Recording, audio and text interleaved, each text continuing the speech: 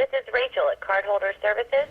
Oh, Rachel. You got to remember Rachel from Cardholder Services. Recently, we told you about our annoying telemarketing calls and how they've been bugging so many of you in the Valley. And we tracked down someone the government says has been making the illegal telemarketing calls. Yeah, tonight, investigator Joe Ducey is back. A lot of you have let Joe know how you would solve the robocall problem. I just call back and say, I need to speak to Rachel. No.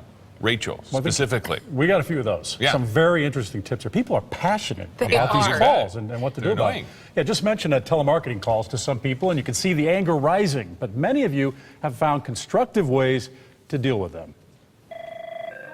Hello, this is Rachel at Cardholder Services. She calls Carolyn dozens of times a week. It is urgent that you contact us concerning your eligibility for lowering your interest rate. Ralph from Avondale's reported her more than 100 times. She's public enemy #1 at the Federal Trade Commission.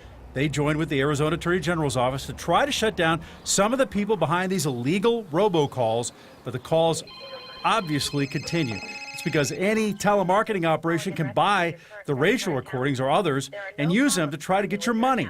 After we heard stories about the robocall problem, you let me know your methods in stopping those calls, and some of them are pretty interesting. Gary Macy has a clever idea. With any telemarketing call he gets, he goes to this website and plays back one of the key recordings.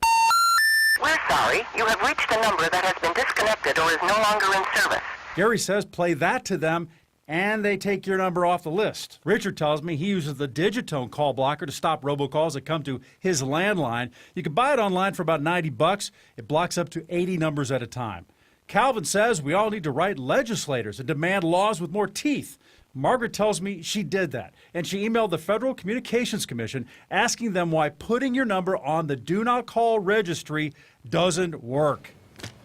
Now, the government held a contest asking for ways to stop robocalls. The winners had some interesting ideas. Go to abc15.com/letjoeknow to see those ideas, and for a link to a story I did last year about how many times the FTC has gone after telemarketing companies.